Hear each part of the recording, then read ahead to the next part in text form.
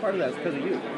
Well, I think I'm glad. I appreciate that. I think it's gonna be better for the sport overall. I think what we're seeing is a lot of these MMA guys are making good competitive fights because of their athletic ability and their conditioning. Time and time again, I've seen guys that don't have the amount of skill level and don't have the experience, but these guys that do have the conditioning and the better preparation are making these fights bigger and better fights because of that alone. So I mean, you take a good fighter and you add that athletic ability to him, you end up with a great fighter. Look what happened to Manny. Now let's jump away from Manny a little bit. You worked with Amir Khan for the Judah fight again. Was it welcoming back? Did it feel like old times again, or was it a little bit different? No, it was like I've always said. Amir and I were friends. We've been together, for 7 fights almost. So it was for Amir and I. We just go back to being ourselves, and I thought that was the most important thing. Let that other stuff to the lawyers, let them do. But as far as Amir and I, we got back on track right away, and I think For me, I think it's always a good thing that a fighter goes and sees what somebody else is doing. Yeah. That way they can come back to you and they say, you're that confident in your abilities. Now you're that. Yeah, they have more confidence in what you're doing. They're whatever guesses or whatever second thoughts they may have had, they don't have them anymore. Now they're really giving you 110%. Cool. And we saw that in the Judah fight for sure. As he transitions to 147, what do you envision for Amir? I mean, is it more of a bulk up? Is it more trying to strengthen his lower core? That's a good question.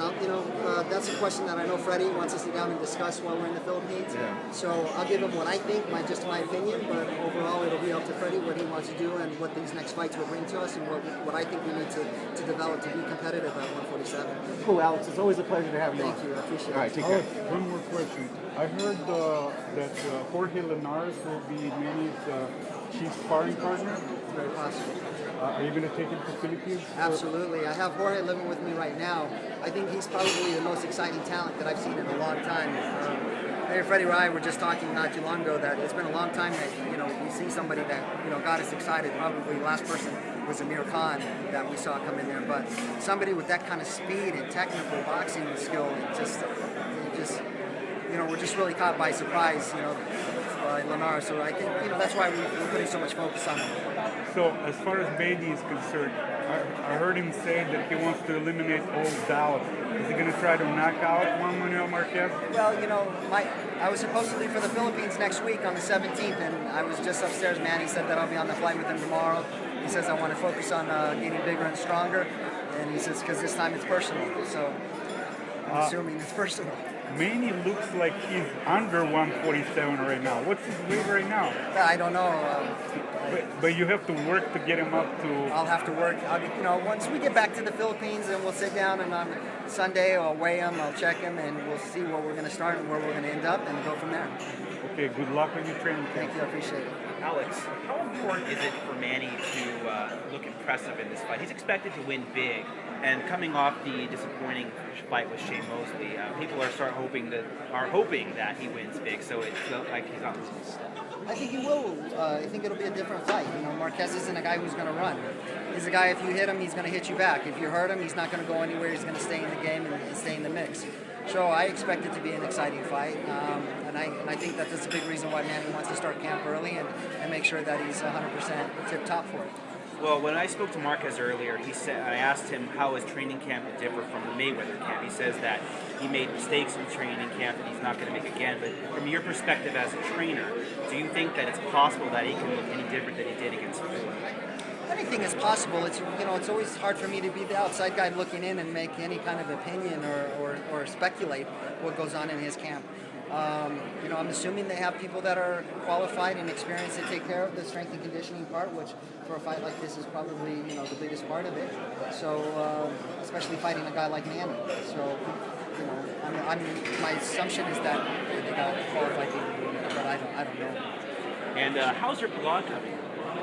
Oh, it's going well. We got a lot of people. I'm surprised so many people find interest in the stuff that we're writing, but it's good. I got Terry Tom now. She's my partner. She's been with me as long as I've been with Manny, and she's been such a huge influence on changing Manny and Amir and Julio now and Linares. So she's going to be doing some writing on there as well. So we're just hopefully get the fans and people answer some questions and some doubts or whatever it is that they want. Well, something you've been outspoken about the past couple of weeks is the issue with Julio Cesar Chavez's fight with now canceled fight with Mark Kearns.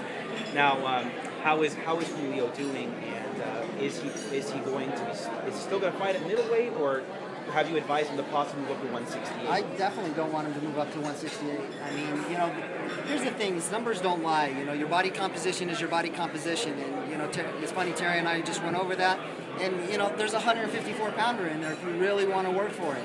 But you know, that's something that has to be. That's a decision he'll have to make, and so. But 160 for me still isn't a problem. It's a very doable weight class.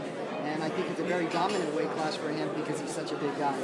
So hopefully he stays focused, you know, tries to, you know, not get too bummed out about, you know, the canceled fight, and, you know, keep training a little bit like he has been doing, and you know, just keep us close and get us ready for this Alfredo fight in November. All right, Alex, always a pleasure. Thank you, buddy. Alex, can I ask a question? Yeah. Manny cramped up in his last fight.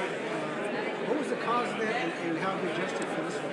You know, there's several different, you know, reasons as to why he cramped. One, maybe he didn't drink enough water. One, two, you know, he ran Thursday night before the fight. You